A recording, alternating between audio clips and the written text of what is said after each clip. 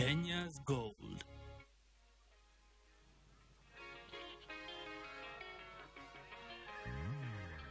Now, we meet again this Tuesday, the 13th of May, right here at Kenya's Gold, your number one agricultural show.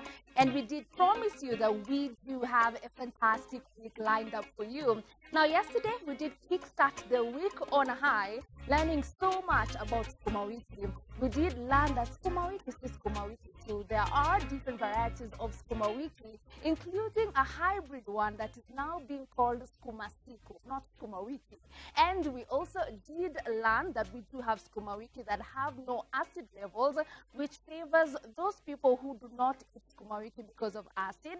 And we did also learn that Sukuma wiki is a very important source of revenue for our farmers, as it accounts for about 70% of the leafy vegetables that is grown by our small-scale farmers.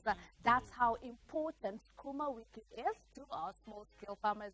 And that's the thing about Kenya's Gold. Every single day of the week, there's something new to learn. And today will not be any different. A very good evening, viewers, and thank you so much for joining us from whichever part of the country that you are watching us from. We do have a great show lined up for you. My name is Violetta Angela.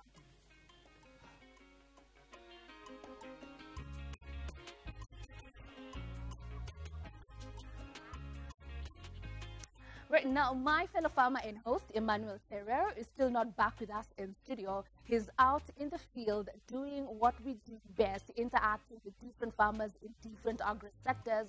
But I promise you, he will be back in studio tomorrow, so you better look forward to that.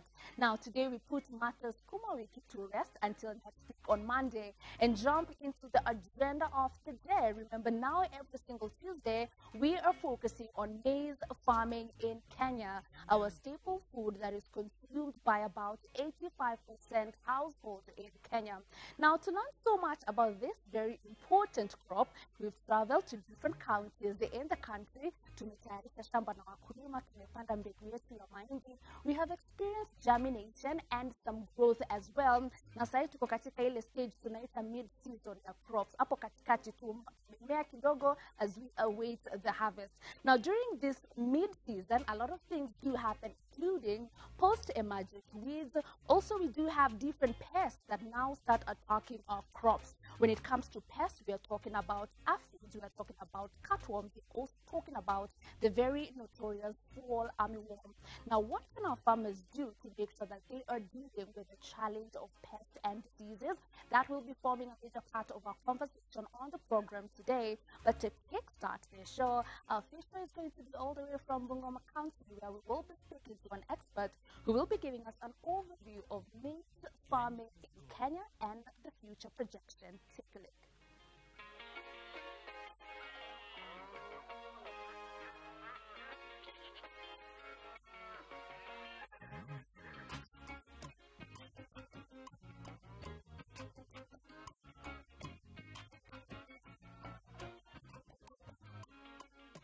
And it's time for us to have our gold conversation. And of course, because we are talking about maize, what better place to have this conversation than in Itangwa, Kisiagi.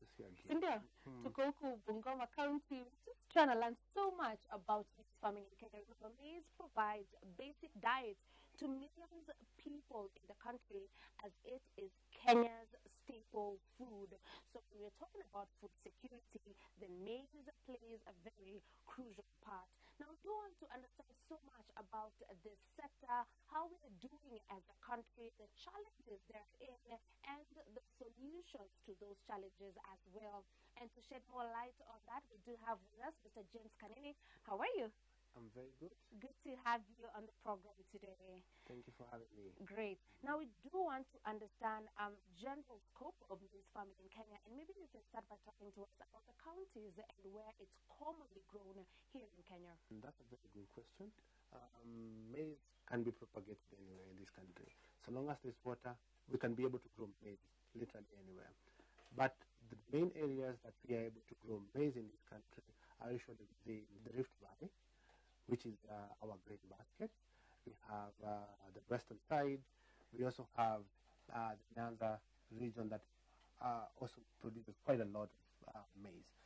Again, in the lower eastern or in the coastal regions, there's pockets of where we actually able to grow maize, because it's also good to understand that the majority of the maize that we grow in this country is actually rain-fed. So these areas that we are all alluding to are all areas that are able to receive substantial moderate rainfall that's able to support the growth of maize. Right. Yeah. Are we making plans to have new grounds where we're not growing maize? We start growing it in those regions, since you have said that you can basically grow maize anywhere in the country, but we are not doing that just yet. Is that a conversation that we're pursuing? I think this is the conversation that the government is actually taking a lead in, because it really needs a lot of investment. And for areas that have potential of growing maize, say the coastal regions where we have the so famous project of the Galana Kunale irrigation project is one of the leading projects that the government is actually taking leading in ensuring that we are able to diversify from growing our maize using rain-fed.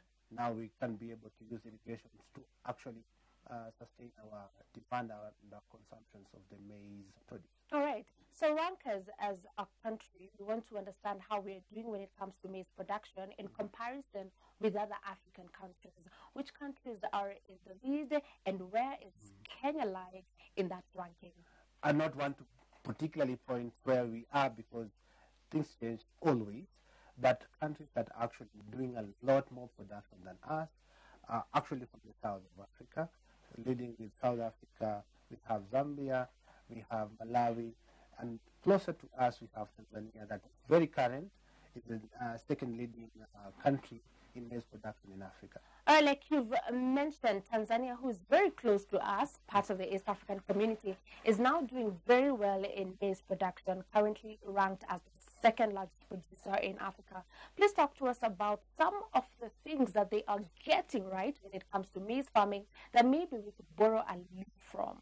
That could be a very tricky question to really answer directly, because there are different systems and there are different forms of government that do exist in both spaces, and actually other factors that are beyond control that we cannot be directly able to articulate or change as a country for us to be competing with Tanzania. But something that's very evident, Tanzania has more arable land as compared to Kenya, which means they have more capacity to produce more, because they also rely on rain-fed agriculture as compared to us. The other thing could also say is having that they have very huge tracts of land, they're able to commercially produce maize as compared to Kenya, because the counties that we produce maize in large quantities, actually say Narok, Uasin Gishu and Trans Nzoia counties, which have large swaths of land that we can be able to practice commercial agriculture or commercial maize farming. But in the Kenyan context, a lot of the farmers that do practice maize farming are actually regarded as smallholder farmers with a range of anything below 6 acres, which cannot be able to really compete with areas or countries that have more acres, say 50 or 100 hectares of land that are under maize production. So Tanzania is more categorized as a country that has large swaths of land that can be able to be commercially viable for commercial maize farming as compared to us. Because the only counties that we are able to do sustainably or commercially are only those three. The rest have very, very small farms. Yes, Right. yeah. So for Tanzania, majorly what I'm picking is there's a lot of arable land there, and also they're growing the maize in huge tracts of land. Is it part of the country that we are importing our maize from, given that we are not yet able to meet the local demand of maize in our country? Actually, Tanzania is one of the countries that Kenya imports maize from. We have Uganda, also we have Zambia, Malawi, and sometimes South Africa, when we have acute shortages of maize within the country. Those are the main countries that we do import our maize from. Right. So sometimes you'll find our farmers, wamepata ile bumper harvest, there's quite a lot of maize from the farms, lakini bado watakwambia kuna shida ya soko, hatupati soko. And at the same time, we have the traders who are going to get maize from Tanzania and sell in the country when our very own farmers are not yet able to access markets. How can we be able to streamline the market sector so that we also provide market for our farmers? What is the challenge in there? The biggest challenge when farmers say they have no market to sell the produce is in comparison to the pricing that we're able to import from vis-a-vis what we're able to produce with. For example, the cost of production of maize in Kenya and cost of production in Tanzania is significantly different, and that impacts the price of maize that we are able to import. So maize from outside most of the time actually overcompetes with what we produce internally, and that makes it very difficult for our farmers to access or to get the right prices for their maize, because there's already an influx of maize that could be imported at a cheaper price from other regions.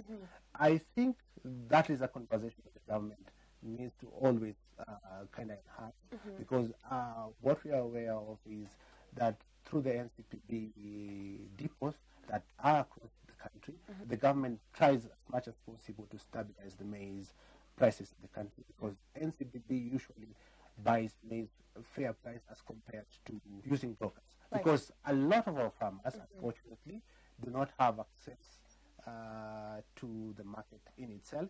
We rely on the brokerage system, and our value chain is so fragmented that it makes it very difficult for farmers to really get the value of their maize the way they're supposed to. And brokers take advantage of this and make it very difficult for them to get what is right from theirs. So I think the government and the county governments have been trying to organize farmers in circles or in groups where they are able to consolidate their maize and able to sell it to NCPB or millers at fairly above market prices, which means if most of our farmers are able to organize themselves in that sector or in such a manner, they can be able to get better pricing. But because of the needs thereabout within around farmers needing quick money, that is that brokers come in and take advantage of it, and now they're not able to really get the real value of their product. Help me understand what makes the cost of production in countries like Tanzania way cheaper as compared to the cost of production back at home? I probably want to say what we actually know inside, because we understand our Kenyan context better. I would not want to give false information on other countries. What actually increasing the cost of production in this country is, number one, the cost of inputs. The cost of inputs are largely very high, which means the end product will eventually become expensive because the inputs are expensive. Also the high fuel prices and the fluctuating shilling against the dollar is also another contributor to it. The other bit that I might have already alluded to earlier is because of most of our farmers are small scale holders, means they can only produce so much. Vis-a-vis those ones that are able to produce mass production, it means we cannot. They have more comparative advantages compared to us, meaning we cannot be able to compete with them in terms of pricing, because they are able to have everything in bulk, while we have to buy it in retail, meaning our farmers are always going to be at a disadvantage in terms of pricing as compared to them. Right. And just before we move on to a completely different conversation, in Tanzania, will you get mostly it's the hybrid, or we are growing the OPVs? I think the whole continent has always been shifting towards hybrid, and everywhere you go, farmers have already embraced hybrid, and it's only the different variations depending on the altitudes and maybe climatic conditions that are different, but a lot of these areas are doing that. All right. So talk about fixing our sector here back at home. How can policy play a great role in making sure that we streamline the maize farming sector here at home? A very good question as well. A big challenge that we're actually encountering at the moment is we are continuously fragmenting our agricultural land. As most people would want to say, a very common phrase nowadays is Blotsi Maguta Maguta, which means people want to have more land to do commercial enterprise than farming. This means we are reducing the volume or the area that we're able to farm, meaning that eventually, if we do not take care, we're going to really lose all our productive areas. And is exactly what is affecting countries like Tanzania, where the land that used to be under production of maize now is a household for someone, is a business for someone, which I don't say is really a bad thing, but should we want to be secure food-wise in this country, we need to have policies that segment or designate this land for agricultural purposes and cannot be used for any other things. The government needs to put in place policies that can protect our agricultural land. The other policy that I think the government is trying to really be very good at is providing subsidy fertilizer for our farmers. I think because of the high cost of inputs, the government has really played a part in ensuring that a lot of our farmers can be able to access fertilizer at a subsidized cost. Considering the current market price for fertilizer is around 6,000, while the government is providing for a 50 kg bag, that is, and the government is actually providing the same bag at around 2,500. But as again, government cannot be able to really fulfill the whole demand for fertilizer, and other players in the same sector are trying to provide the gap or fixing the gaps that do exist. So the other organizations that are able to really play in and ensuring that where the government is not able to reach, they're able to fill the gap and ensure that we have continuous production, albeit not the quantities that we actually want. Right. So if you look at some of the farmer stories from the year 2024, yes, it was one of the years when we did have a bumper harvest. However, kumekuwa na vurutano katikati ya wakulima and the government and the market as well. So you will see CPBs buying about 1 million bags at a price which probably the farmers feel is not good enough for them. And this has led to many farmers talking about quitting maize farming and getting into sugarcane or other businesses altogether.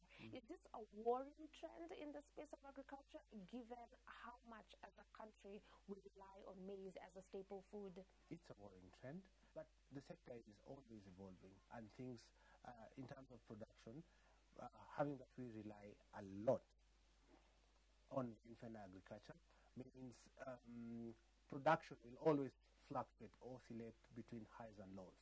So once the government steps in and provides a certain benchmark for the pricing, means farmers, most of the time, they're really taken care of, and sometimes, not most of the time, things go the other way. And I think the encouragement to farmers currently is to mobilize themselves and have a more collective bargaining power, because they're able to dictate the terms rather than expecting other players to come on their behalf, because the government can only do so much. Only organization within themselves can help them attain whatever produce they want and whatever prices they actually really feel like it's value for the money or value for their work. Right. So as we wind up this conversation, let us talk about something else that has been quite a headache in the maize farming sector, and that is aflatoxin. It has been regarded as an outbreak about thrice since 1981, and we'd like to hear from you as an expert. How can we move forward to ensure that our farmers are able to deal with this menace that is aflatoxin? Of course, it does have big repercussions to our farmers once it affects their produce. It actually not only affects farmers, but also affects our animals. Because if animals consume the same grains, they're also affected. Aflatoxin is actually a very interesting thing that happens, and it actually affects areas that are more hot and humid, meaning it does not only affect maize. It's also good to know that it doesn't affect only maize. It also affects beans or any other grains that we produce. Right. So may it be green grass, may it be beans. Generally, so long as it's a grain, can be affected by aflatoxin. So what are the measures that farmers can be able to have to prevent these ones? Farmers actually are supposed to ensure that they dry their maize in the correct way to obtain the required moisture content of the grains. Because for maize, I think it's usually around 13% moisture content that's required for them to be safe to be stored. So a farmer should not be in a hurry to store the maize before they actually dry, because what initiates the growth of the fungus that makes aflatoxin a menace only thrives when the maize or the grain is not well dried and it's in a humid and a hot area that makes the fungus grow to an extent that is poisonous for human beings and animals as well. So one, farmers have to store the maize while it's dry, and ensuring as well they are able to only harvest their maize during drier season, so that just not to store their maize wakitoa kwa shamba kama ijakauka vizuri, because ikishatoka huko ikiwa na ile unyevunyevu na utaiweka mahali penye kuna unyevunyevu ni A5, you get wrong results.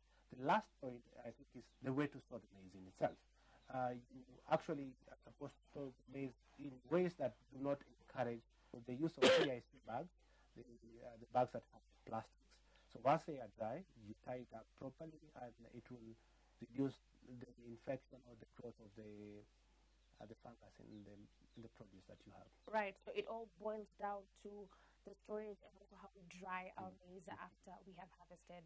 Yeah. All right. Thank you so very much, Mr. James, for speaking to us and just giving us an overview of how we're doing as a country when it comes to maize farming, given that maize is a very crucial food in our country, being our staple food. Now, this has been a conversation that has given us an insight or where we are as a country, what our neighbors are doing, and also a thing or two that we can borrow from other countries that are leading in the production of maize. Thank you so much for watching our gold conversation, but please keep it Kenya's Gold as we dissect all matters maize farming, one conversation, one farm at a time.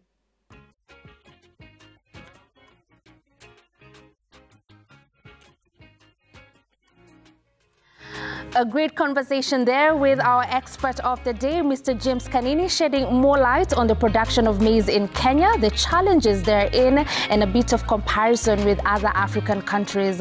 Now, despite the fact that over the last recent years, maize production in Kenya has increased significantly, we're still relying on importation of maize from different countries such as Tanzania and Uganda as well. That is because we are not yet able to meet our demand of maize in the country. Remember, it's our staple food. So what more can we do to make sure that we reduce the over-reliance on importation? And also, how can we deal with the different pests and diseases that do affect the crop yields of our farmers? That is a conversation that we will be having when we come back from this short commercial break that we're about to take.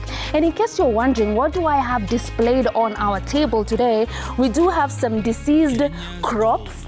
You remember we are talking about pests and diseases. Ukiangalia hii crop, you can see clearly it's not very healthy. Kuna mashimo kila mahali. It's wearing out in different parts. The leaves are not in very good condition. This is something that has been caused by a pest in your farm, and we will be talking about it with our experts who will be joining us later on in studio. So please do not go anywhere. But of course, before we do take our break, we have to tease our farm joke question of the day. And today we are asking you, what runs but never gets tired? What runs but never gets tired? I'll give you a clue. Ni kitu wakulima wanatumia kila saa. Kama haiko, mambo inasambaratika. Start sending in your answers across all our social media platforms, and also any question that you do have regarding maize farming in Kenya. We are on Instagram at Kenya's Gold. Our SMS line is 22422, and you can also find us at X at Citizen TV Kenya. And remember to use the hashtag Kenya's Gold. See you after this break. Kenya's Gold.